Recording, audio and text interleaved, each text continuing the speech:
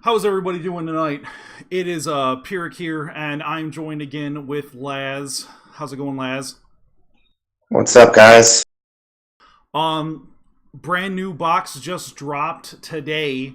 We got Dawn of Destiny here. It's a mini box, but as far as mini box goes, it feels like it's probably like up there with like best second best mini box we've had so far. It's a pretty good one. It's definitely not a Titan showdown by far. Yeah, exactly. I mean, it's not quite as big as introducing Sonic Duck to the game, as silly as just adding that one card was, but it's definitely not like Bamboons that did nothing. Well, it brings a lot of potential. There's two main archetypes being brought in. You're getting generic zombie support. You're getting some pretty decent generic almost staples. Yeah, like we got some definitely some sweet cards that'll kind of like there's just a few good generic cards, and then there's like two really strong like three really strong archetypes that like have gotten a lot of support in the one box. So it's pretty sweet. Curious to see what actually comes out, because we might get a good like solid two or three decks that are actually like top level competitive out of this. Well, we have Sacred Phoenix Nephites, which is just a big beater.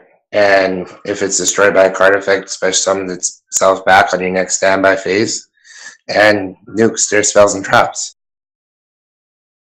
Yeah, and like one of like the biggest reason why like most of the top competitive decks have revolved around either Stormnado or Harpy's Hunting Ground is because we just don't have stuff that deals with spells or traps very well, and now we have this giant beast that does it.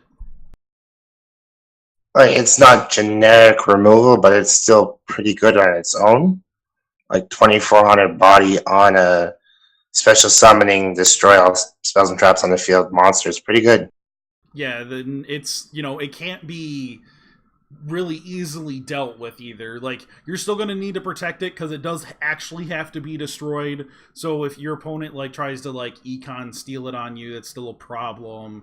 If like it gets solexed, that's still a problem. But all in all, like if you're really just worrying about it not being destroyed, that's not too bad.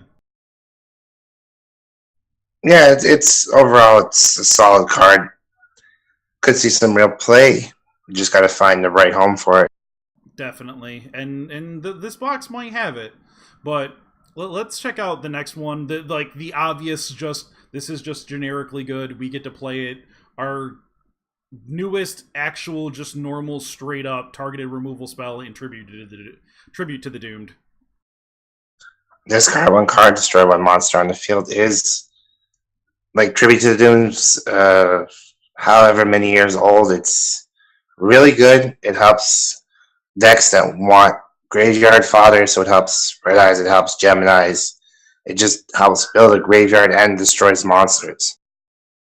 Yeah, and like we've had that problem so far in Duel Links, where like if you wanted a discard outlet, you had to run stuff like balloons has generally been like the go-to discard outlet to get crap out of your hands, and balloons has upsides, but balloons has as many downsides. Like it doesn't really do a whole lot on its own. Tribute to Doom just doesn't do anything if your opponent doesn't play monsters, and that's like as far as Duel Links goes, every deck so far pretty much revolves around monsters in competitive.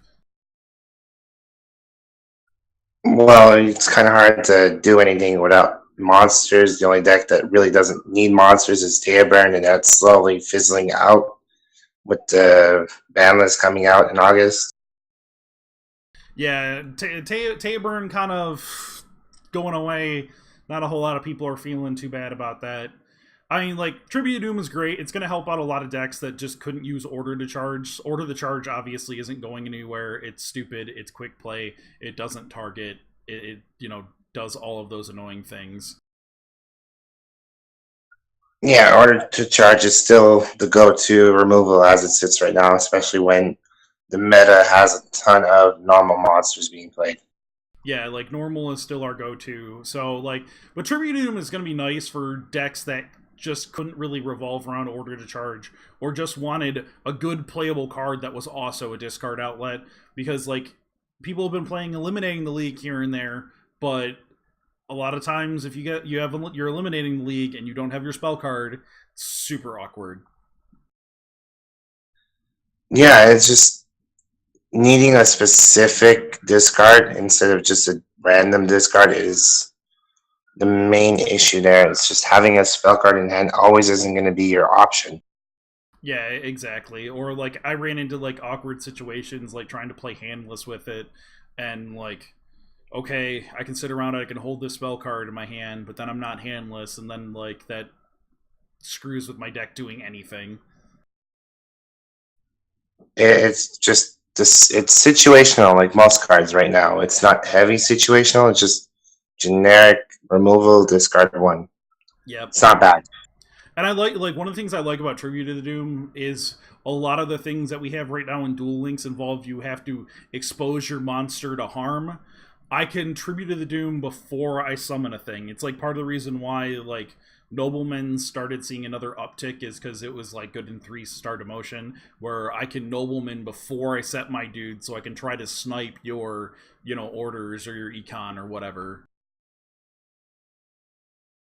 Yeah, it's just situational and what's going to work in the meta and what's not, right? Yep. And right now, like we got a nice like moving and changing and flowing, and people finally gotten a lot more experimentative with what stuff's coming out, and we've been getting a lot less sort of janky stuff that needs a whole lot of help, and we're finally starting to get a lot more pieces to work with, and like this set does a lot to filling in pieces from archetypes that we've started getting cards for a long time ago.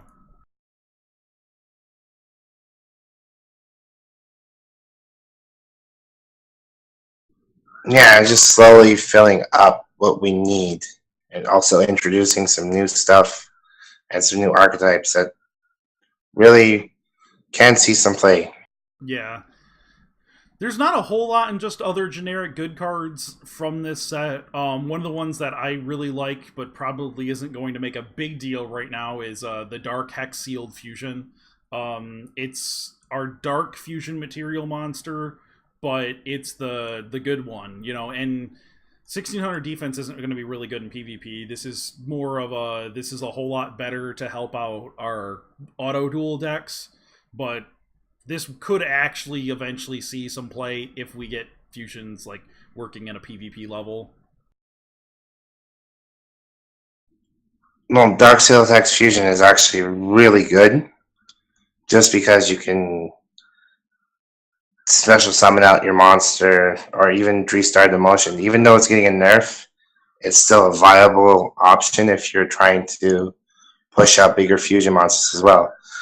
Because 3-star demotion, double summon, Dark Magician, Dark Hex Seal Fusion, tribute them both. You don't need a polymerization. You get to keep one card in hand for your discard outlet for Dark Paladin. Yeah, I mean, the advantage of being able to not have the poly to make it one card less is pretty big. You do have to have them on the field, so it's a little bit harder for stuff that involves like big fusions, but at the same time, yeah, like if you have a way to cheat a dude out like you can with 3-star demo, then this is definitely, going to be able to allow them to move into a more fusion oriented build. Well, yeah, and you still can use poly as much as you want with it because it still acts as a fusion sub, right? And Exiled Fusion was seeing a tiny bit of play. There was a Master of Oz deck running around that did fairly well because you summon out your Des Kangaroo, 1700 defense, block it with a mirror wall, econ, whatever you can. Next turn, Exiled Fusion, 4200 beater on the field. Yep, and on top of it, like you're playing dudes that work with Champion's Vigilance. Champion's Vigilance is pretty nuts, so. Well, moving on, you got Mirage Knight, which is he's okay. It's very specific cards needed to get him out, but being a built-in metamorph is kind of there's potential, but I don't see it seeing any play really. Yeah, no, like trying to come up with ways to use this card, but like the big thing is it's like can't be normal summoned, can only be special summoned by the Dark Flare Knight, and can't be special summoned any other ways. But yeah, when he attacks something, he gains the original attack of the monster it battles.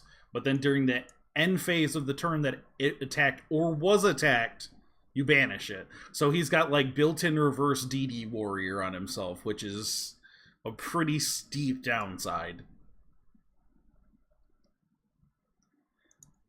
He's just okay. Yeah, I mean, That's really it. yeah, like it'd be nicer. Like, so I mean, like you got Dark Flare Knight. It's a 2200 800 fusion with you have to fuse Dark Magician, Flame Swordsman, which is a pretty miserable fusion, and it's a pretty miserable set of stats on the fusion.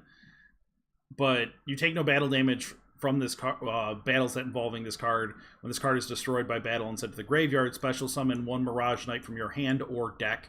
So the nice thing is you only have to run the one Mirage Knight.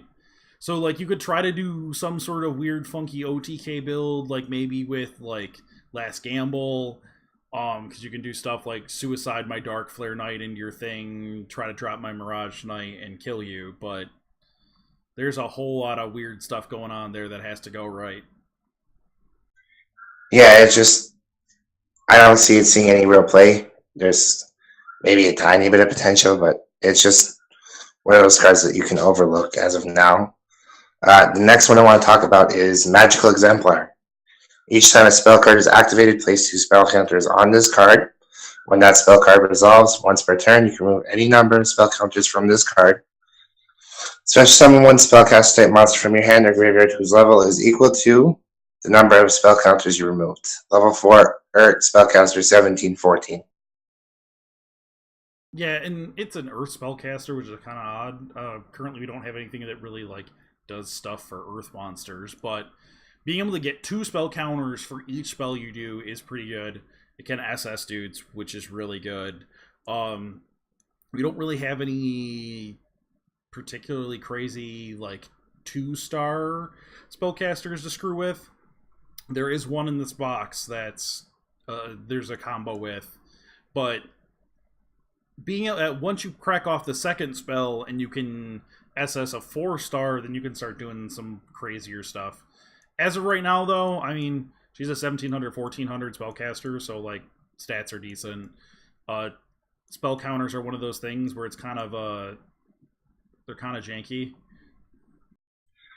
They're janky, but they also have some decent support in the last pack, which is Crimson Kingdom. Like Pitch Black, Power Stone, and stuff all kind of work.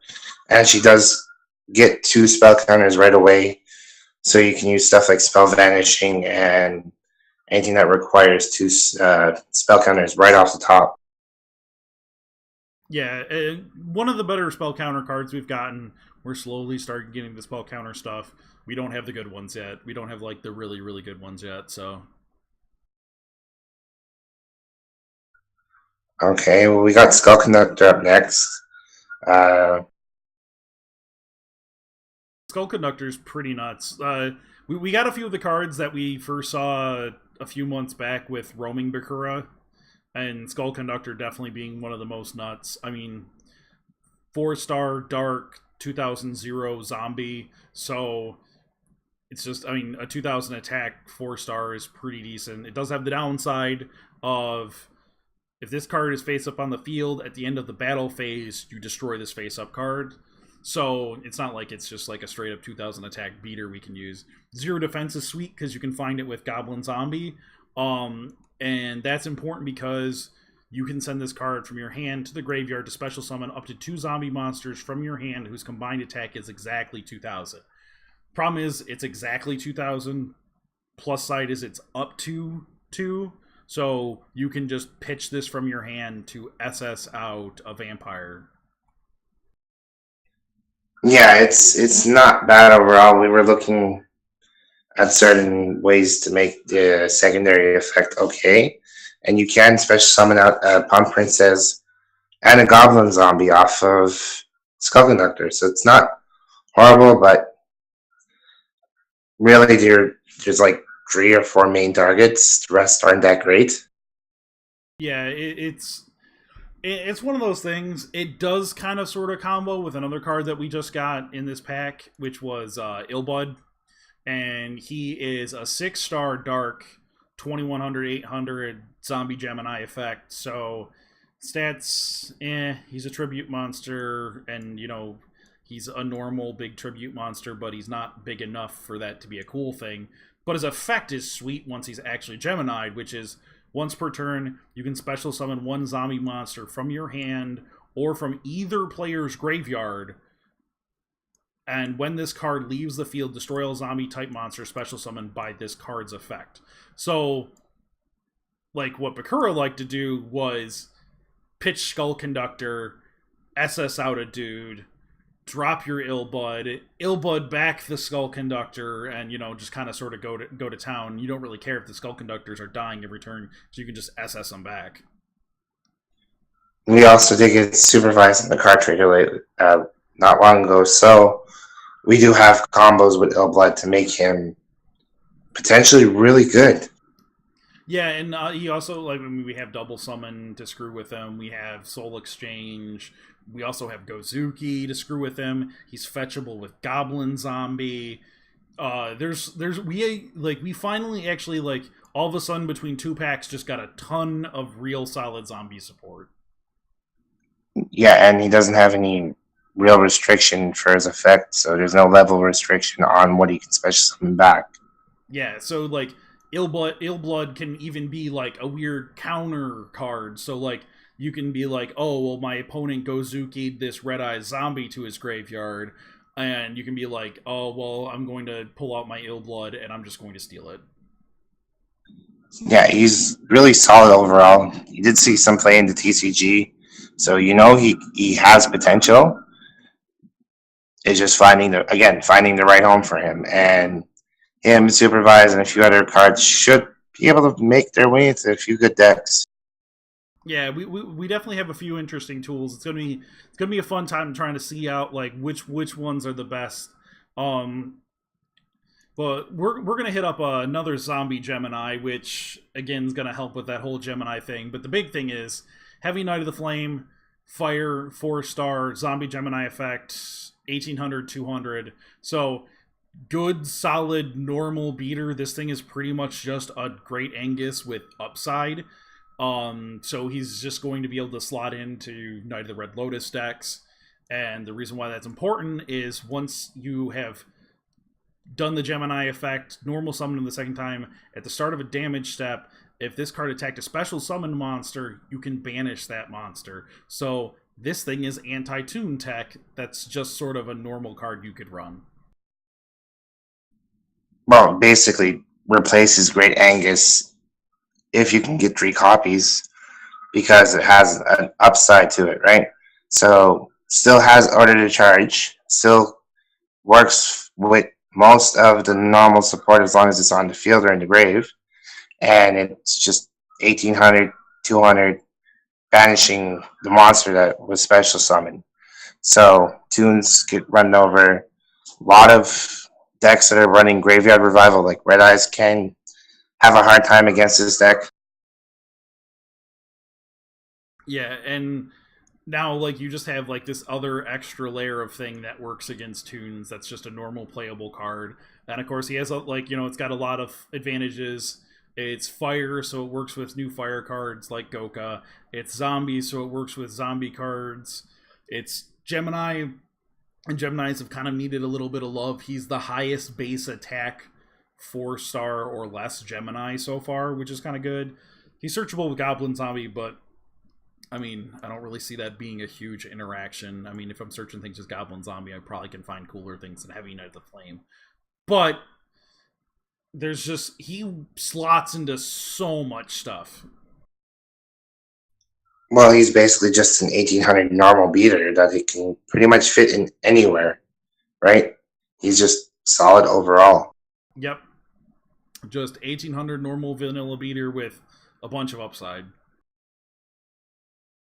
Well, next up we got Super Rush Headlong. Target one face-up monster you control, declare one attribute. If that target battles an opponent's monster with that attribute this turn, destroy that opponent's monster at the start of the damage step. Yep. Quick play, spell card.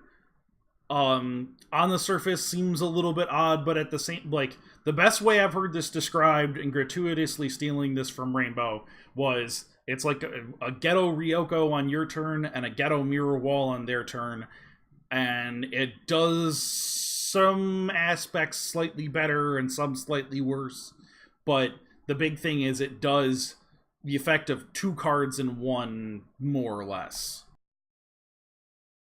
Well, the best way to compare it to anyone that has TCG knowledge is it basically gives all your whatever target you're targeting catastrophe effect. So being able to destroy up, just like to trade off and just go kill any attribute is really solid. Like quick play, it has all those ups that we need, but again, it might not have a home yet. It's generic. It's quick play. It's solid, but I don't know where it fits in yet. Yep. And like it, like not only is it just generic, it's quick play, but also it doesn't target your opponent's monster, so it does all of those obnoxious things too. Downsides though is like it's really easy to beat this card with like enemy controller.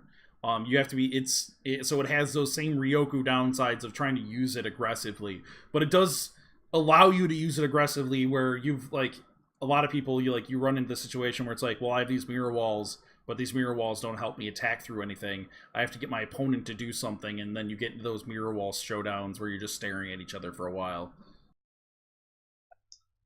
It can be played defensively as well, right? So you can bait them into attacking you with it and flipping it up during the battle step.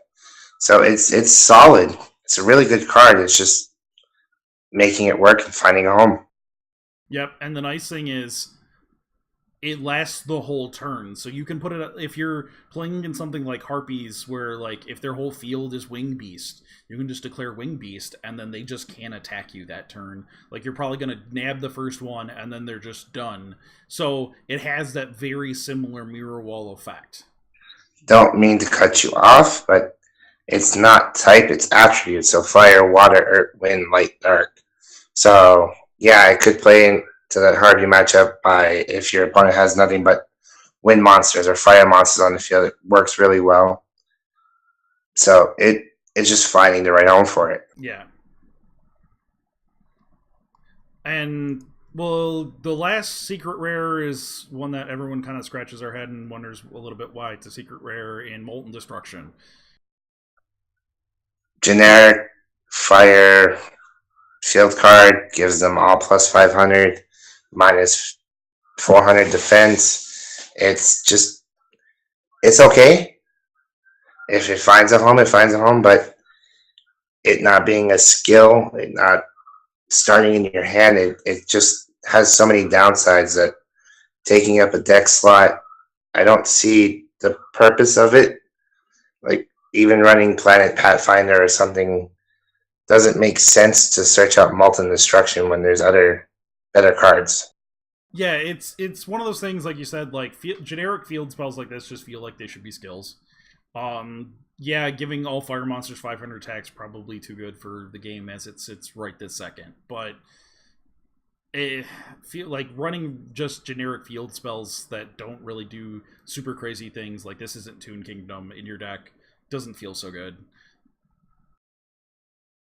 It's in my honest opinion, it's not even that good right this second. We never know, it could turn out to be amazing, but it's just a generic field spell that even back in the day didn't see much play. No, and it's been around for ages. Well, moving on from the secret rare, or super rare, sorry. Let's talk about Fire King Island. Yeah, Fire King Island's definitely the crazy one of this set that everyone's pretty much going nuts about.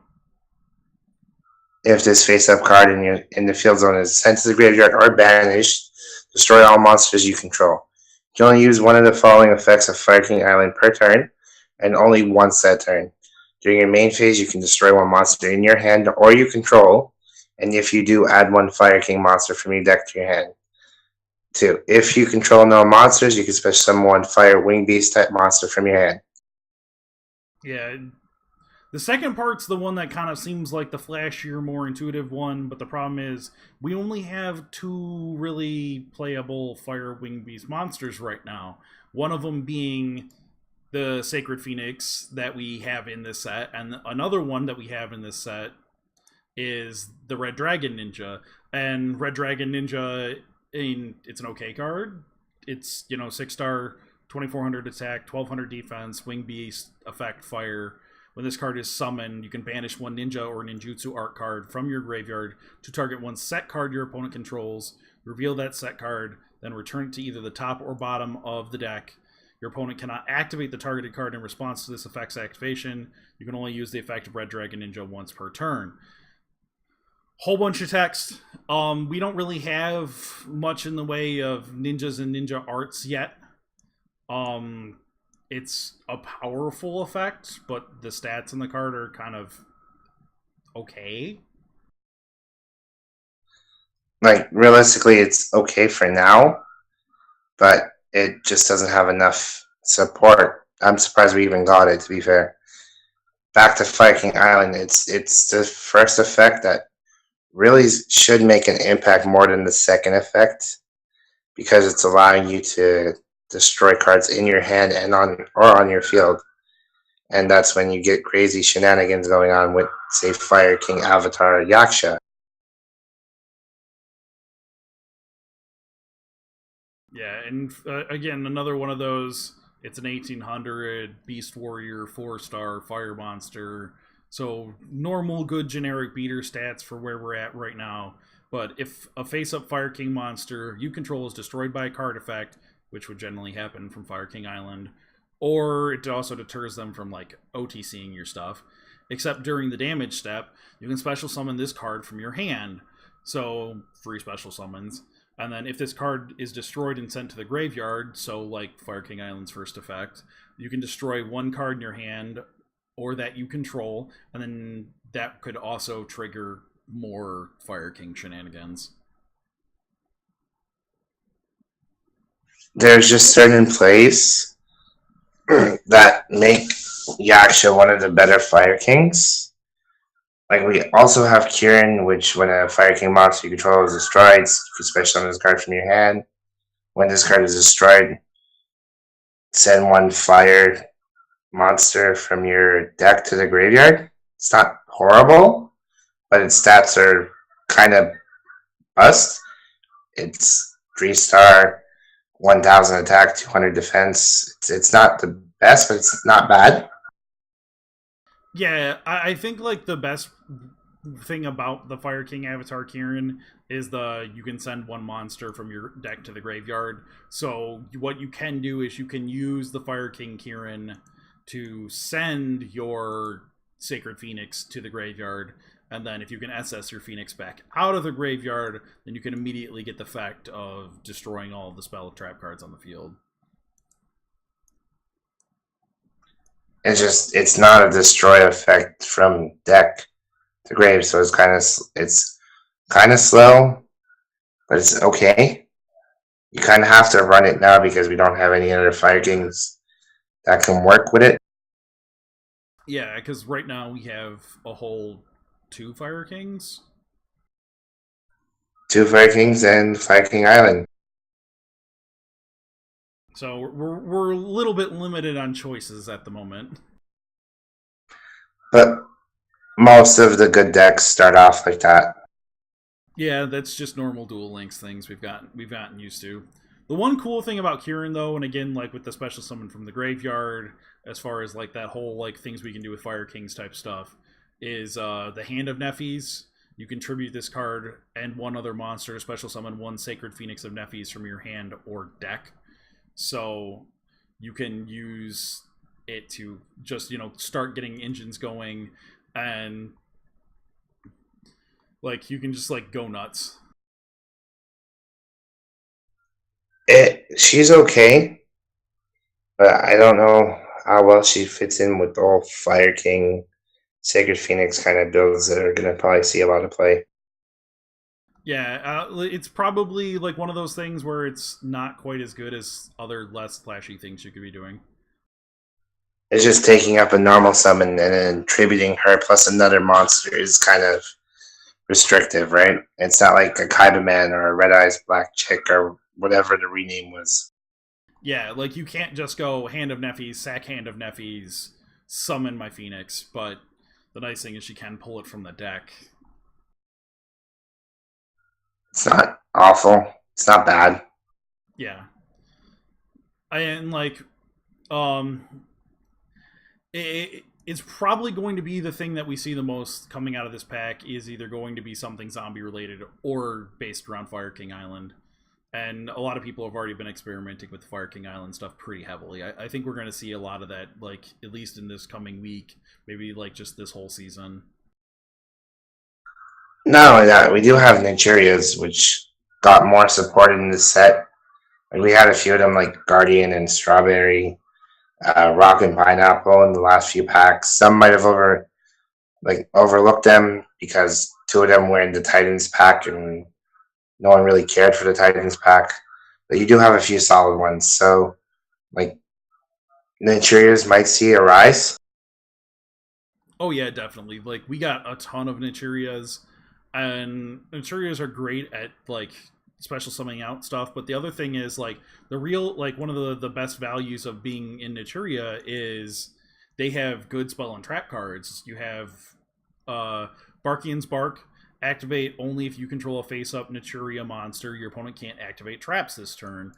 Then you have Landoise's Lumious Moss. Activate only if you control a face-up Naturia monster. Your opponent's effects monsters cannot activate their effects this turn. And then you have Exterios Fang, which is a counter trap card. Activate only if you control a face-up Naturia monster and have at least one card in your hand. Negate the activation of an opponent's spell or trap card and destroy it, then send one card from your hand to the graveyard. So it's, you know, a super special Naturia jammer that can hit both spell and traps. And just they have solid disruption right now. Being able to shut off spells or traps for that turn can usually end in game going your favor. Yeah, and the nice thing is, like, they're very good at being explosive because they're all about, you know, SSing out dudes and kind of flooding the board. Yeah, they're all really solid. Like you have Pumpkin, which when this guy's normal summon, if your opponent controls a monster, you can special summon a Naturia monster from your hand. Okay, and then you have Hydrangea, level 5, 19, 2 grand. But if the effect of a Naturia monster you control was activated during this turn, you can special summon this card from your hand. And then you have stuff like Naturia Moran, which is level 3, 1200, 700 plant. This card's normal summon, send one Naturia monster from your deck to the graveyard. Once per turn, you can target two Naturias in your two Naturia monsters in your graveyard, shuffle both those targets into the deck, then draw one card. So there's plenty of potential. And you also have Rock is right, and he just sends one from card from top of your deck and special summons himself from the hand. And there's also Stag Beetle, which is once per turn during the battle step or damage step of this card's attack. When your opponent activates a card or effect, you can select one Naturia monster in your graveyard, special summon that monster from the graveyard. Level 6, 2200, 1500. But again, all these little guys like to special summon and go off. Yeah, it's definitely a critical mass, try to go off sort of thing. It's going to be one of those things, like, it kind of seems like the kind of thing that people would try to play with, like, Last Gamble. It's finding the right skill and being able to disrupt. Exterios Fang being able to negate effects by just being okay. Shutting down spells or traps for a turn so you can shut off mirror walls and you can prevent them from being activated that turn, which just is really solid. Yeah, they got a lot of good support, and like, you know, you got old cards, you got like Dragonfly, and you got Strawberry and other cards that were just like kind of sort of okay.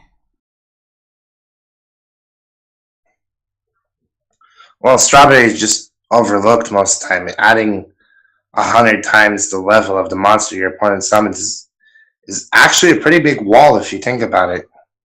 Okay, because most 4-star monsters aren't getting over it, and to be fair, most 5-6 stars aren't getting it over either because you're adding plus whatever to 1600.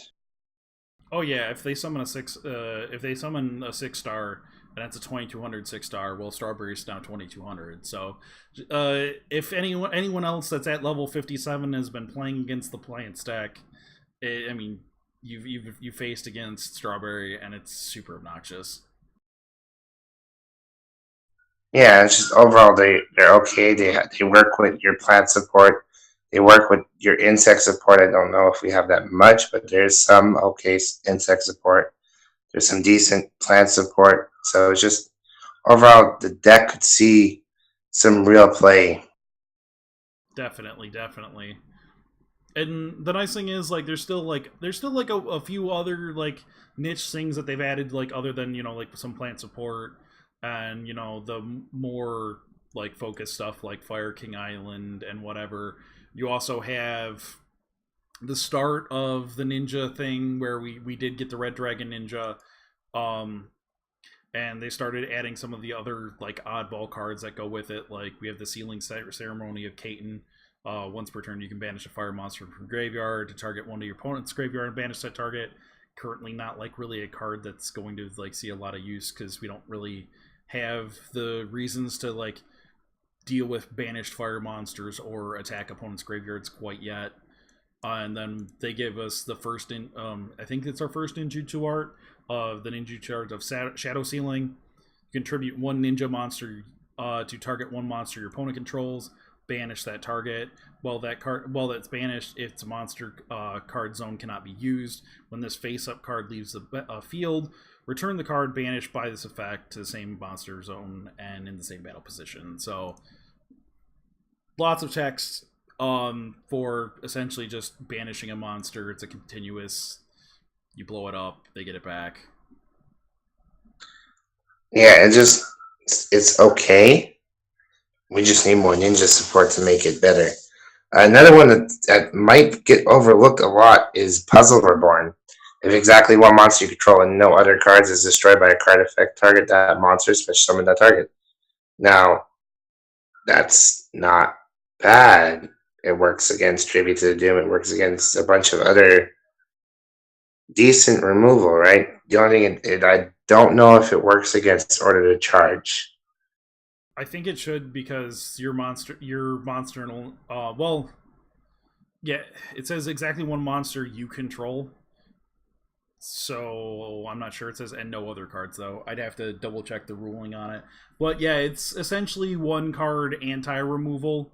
It doesn't work against stuff like Mirror Wall, but it should, in theory, work against stuff like Tribute to the Doomed or like Yomi Ship, Exploder Dragon.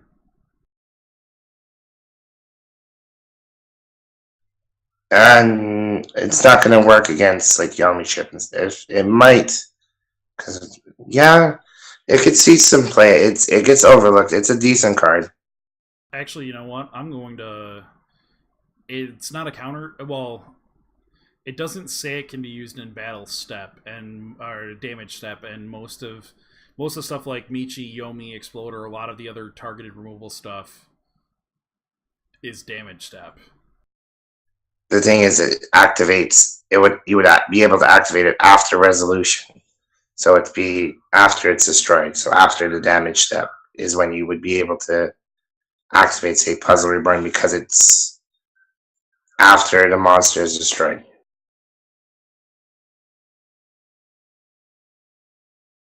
Definitely one of those cards. We're going to need to look up the ruling on this one. I can already see this card be mildly confusing. It just needs a deeper check into it. Another one that might see some play, but not too sure, is Card of the Soul. Look at your deck, and if you do, you can add one monster from your deck to your hand, whose sum of attack and defense equals your life points. You can only activate one Card of the Soul per turn. So it's search, limited search, but still search.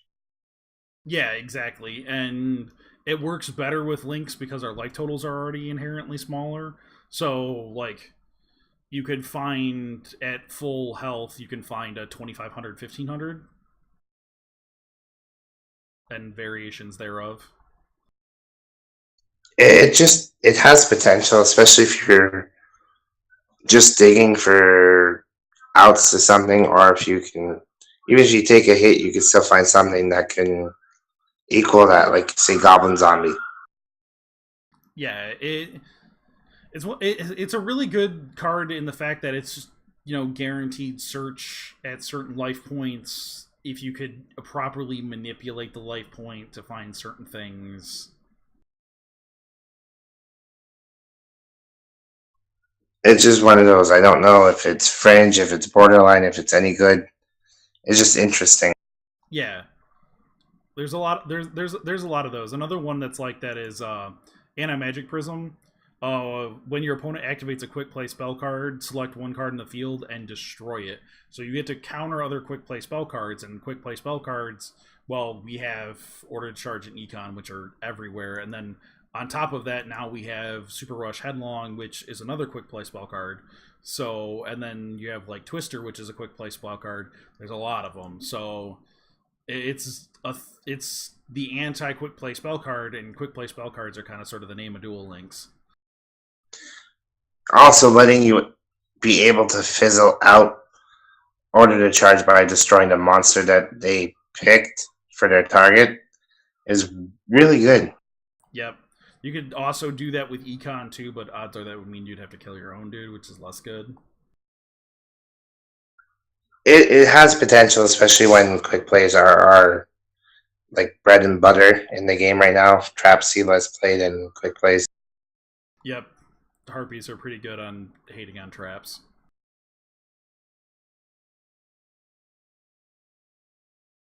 And there's also a couple other interesting choices in the pack. It just overall the pack's not bad. You have some decent archetype stuff. You have some support that we were missing.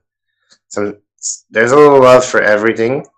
It makes sense, some of the stuff we got. There's also some vampire stuff, but like really truly there's nothing much to talk about. Vampire baby at the end of the battle phase, discard destroy the monster by balance into the graveyard this turn. You can summon that monster to your side of the field, but level 3, 700, 1,000, not the best stats. No, and like Vampire Lady again, 4-star zombie effect, 1550, 1550, so stats are super mediocre. What inflicts battle damage to your opponent, declare one card type, monster, spell, or trap. Your opponent sends one of that from their deck to their graveyard. Well, her stats are kind of Like Vampire Lady and Vampire Baby, you know, they're kind of like really bad little versions of Vampire Lord. Vampire Lady did see some play back in the day. She's also a mini Vampire Lord, and her stats are a lot. Like, they're not horrible. You could do something if you really wanted to. There's also Vampire Dragon, which we were talking about earlier. He's okay. Like, his biggest downside is 0 defense. Yeah, I mean he's 0 defense, has to be tributed to get his effect. But when when he is tributed, summoned, and sent from the field to the graveyard, doesn't have to be destroyed. But odds are he's going to be like Econd or Mirror Walled or something and destroyed. But you can add one level 4 or lower monster from your deck to your hand. Any monster level 4 or lower. So the guaranteed search effect, and that's very open, is powerful, but it's kind of tacked to a weird, clunky body. It's okay. I don't know if it's going to see any play. It's just okay. Yeah, it's a thing. It's 2400 attack for a 1 tribute. It's not bad. He's dark and zombie, so those are things that are relevant. But him having to be tribute summoned hurts him a lot.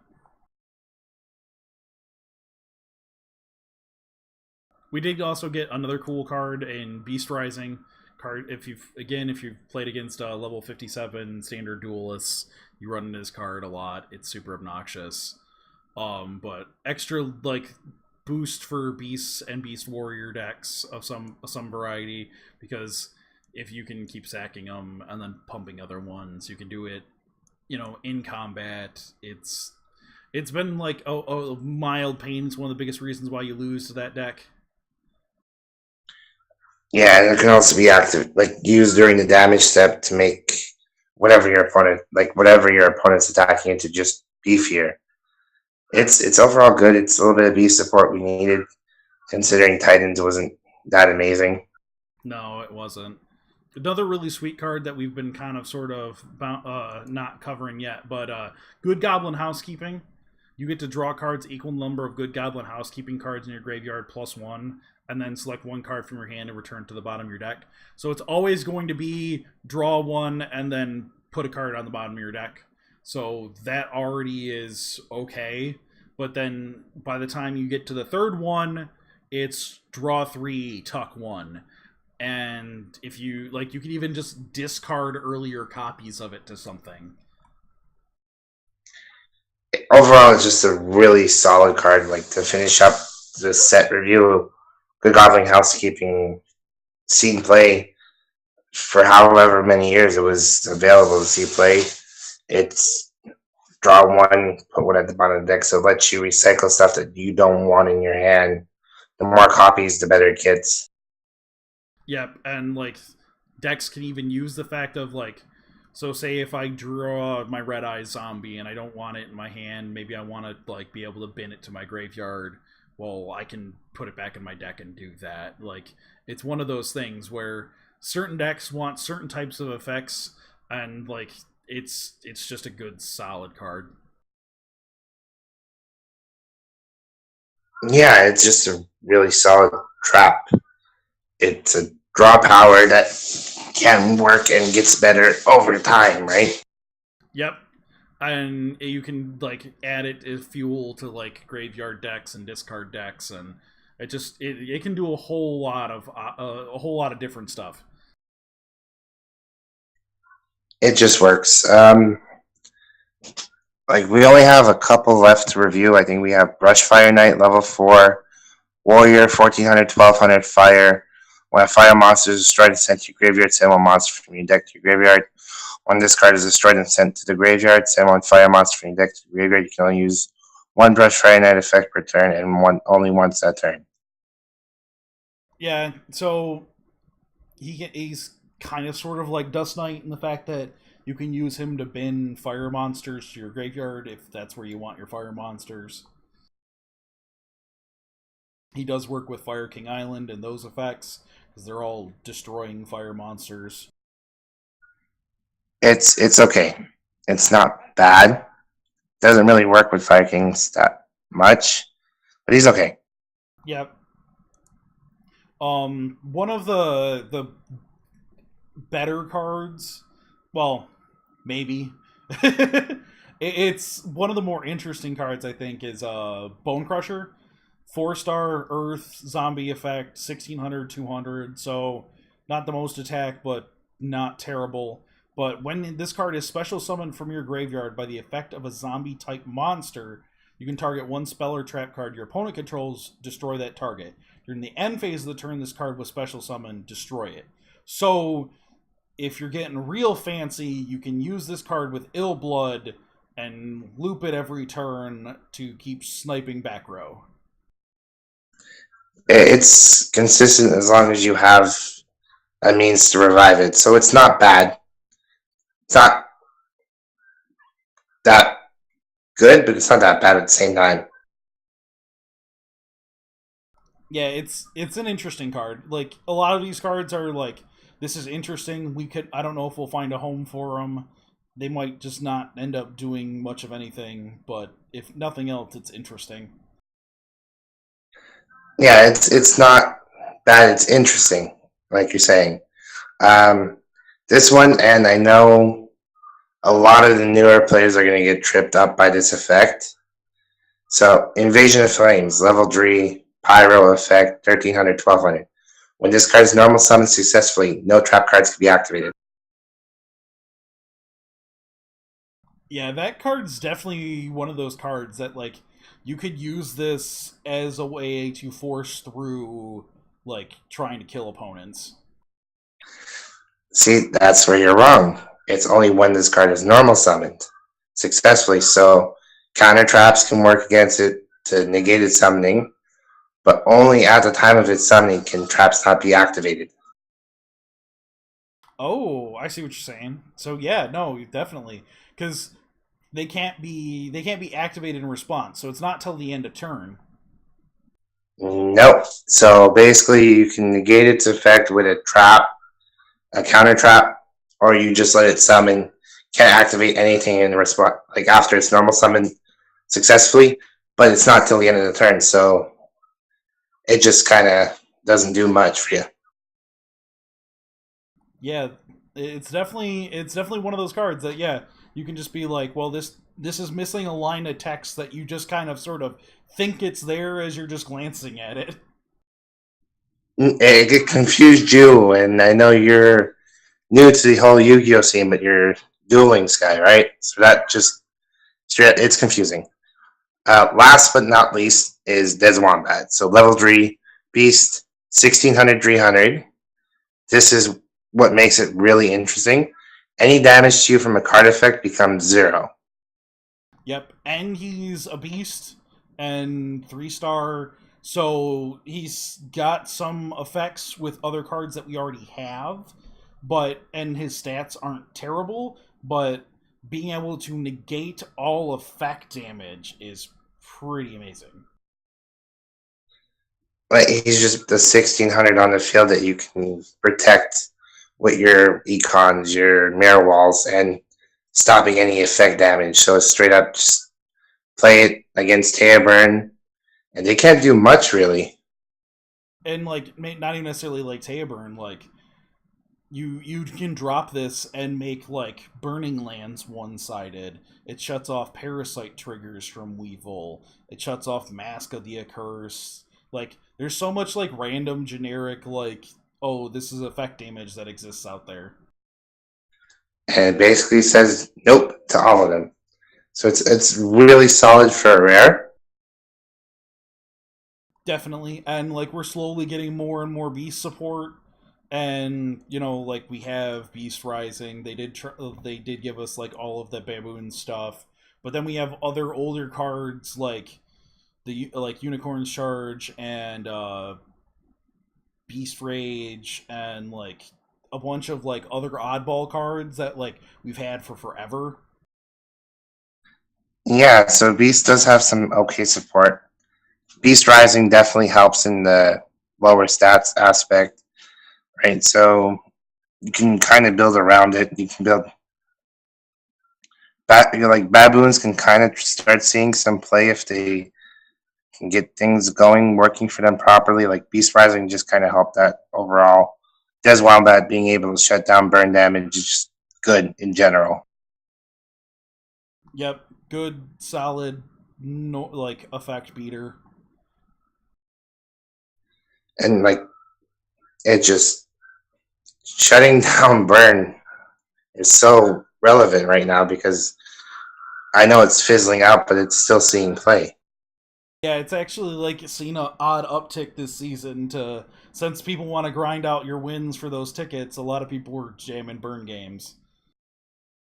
And this just says no, you don't get to jam out nothing.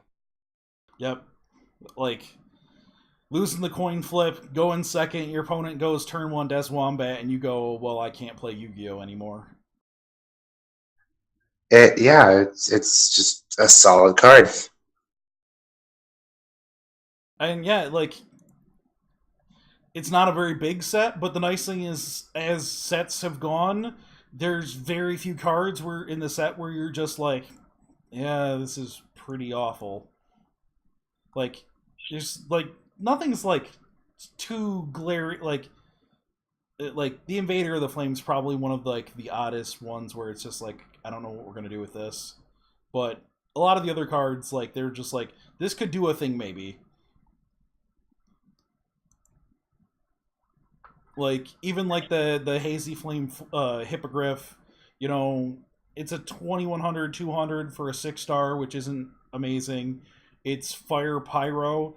Downside is it's not Wing Beast, so like you can't use it with Fire Island, but the Pyro does work with Thing in the Crater, which we got many months ago. And Thing in the Crater, since it only works with Pyros, well, we haven't had a whole lot of Pyros. But your opponents can't target this card with card effects. Once per turn, you can tribute one other fire monster. This card gains 300 attack. Problem is, you have to tribute the other fire monster, so it doesn't work with any of like the destroy this fire monster stuff, which is generally the fire monster mechanic. But not being able to target it with card effects at all is pretty strong. Still dies to order to charge, though. Yeah, in like retrospect, he's like one of the worst Hazy Flames. I think I'm not gonna BS and say I know 100% because I never actually played Hazy Flame, but I think he's like one of the lower end cards for that archetype. But not being able to target them again, it's not bad. Yeah, I mean, like 2100 is not the biggest thing in the world, but again, you can't target it.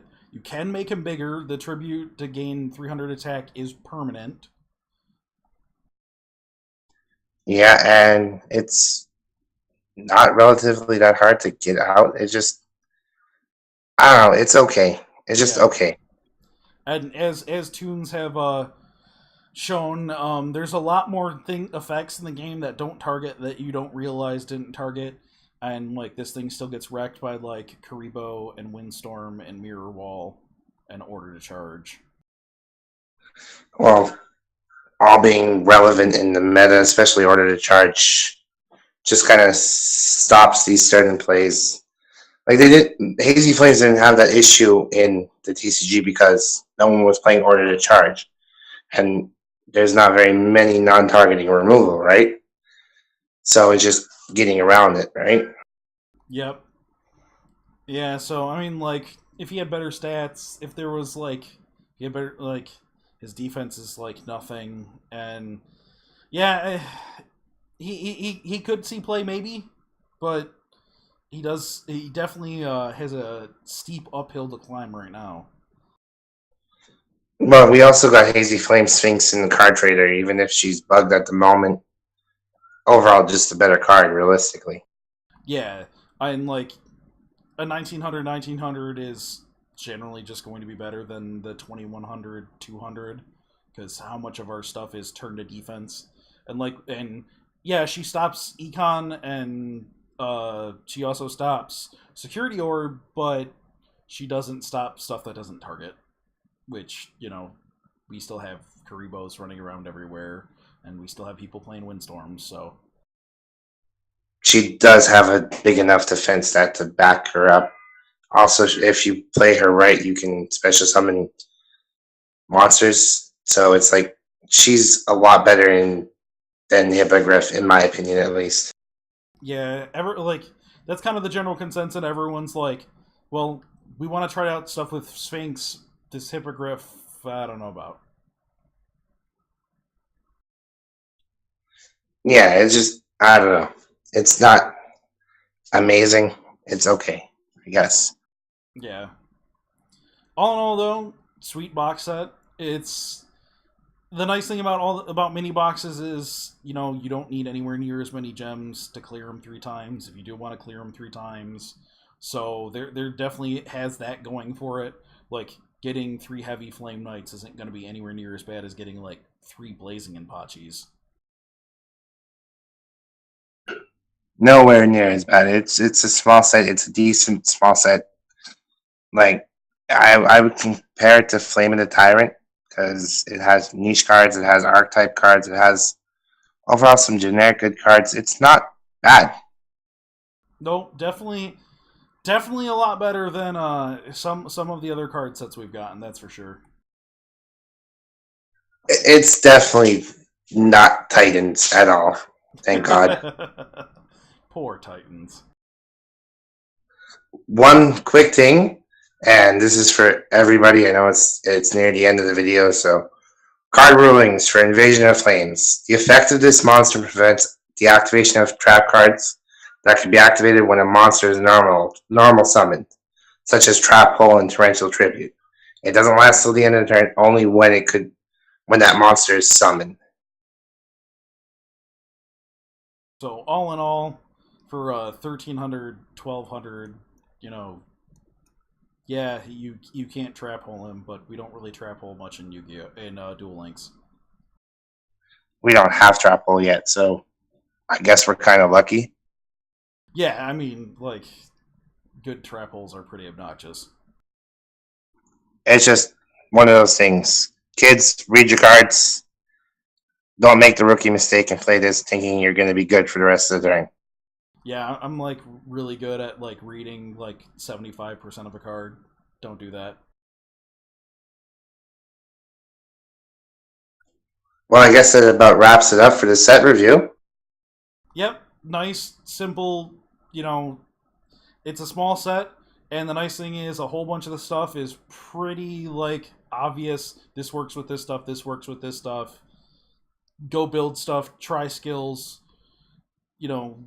dig, pull up your card lists, search around, see what other stuff that we've had in the past that might be working with the stuff now. Because, like I said, we have some weird beast cards that have just been floating around.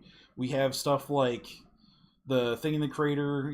Every time we get a couple more pyro cards, like it's something you can look at, and like some of the other stuff are like less obvious, like oh, every time we get like new Geminis, well, we have like old Gemini cards, and Geminis is one of those things that's just like every time you get more cards, you gotta go back and relook at this thing that may have been close to working a while ago. Oh yeah, just straight up in general, I get myself. I'd say it's about an 8 out of 10. Really solid. There's only a few real jank. The rest is just archetype stuff, situational. It's just overall a good set. Yeah, pretty normal mini box. They try to focus on archetypes heavily, a lot less generic good stuff, but this one has more generic good stuff than average, which is nice. And like some of the stuff is like it's not like everything that's good is all like secret rares or ultra rares either. Like a lot of the decent stuff is at lower rarity, so you might be able to get away with like not pulling anywhere near as much of the box as like how miserable it is just trying to get your like 2 Knight of the Red Lotus. Well, I'm predicting the Cheerios are going to be the budget deck going forward in the next couple weeks. Yeah, them all being low rarity cards does wonders for that deck. And like none of their support, even from older packs, is that high rarity. If like most of it's rares and stuff. Yeah, it's all like there's a lot of normals, a lot of rares, so you don't really have to like. It's definitely a very budget friendly thing. A lot of people are going to have a lot of the old, like you should probably have all of the old stuff for all of those decks already, just from like pulling other packs. So you shouldn't really have to go like hunting for it. And even if you have to go hunting, they're normals and rares, so it's not going to take too much time or cost too many gems to get them. Yeah, I mean, not everyone's going to be like me and have to pull like 180 packs to get a third unhappy girl, That sounds like a you problem. I'm sorry. yeah. Stuff happens. But yeah, no, sweet set.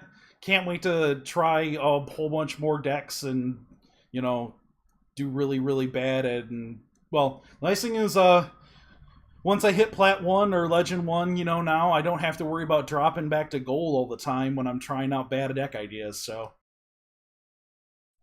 Here's a suggestion. Maybe stop trying out bad decks. Nah, that's never going to happen. We know that. Alright, guys. Well, this is Laz signing off. And this is Pyric, and thanks for checking out. And always look forward to more videos and us complaining and talking and arguing and many more things in the future. So stay tuned. We'll see you guys later. Make sure to comment, like, and subscribe.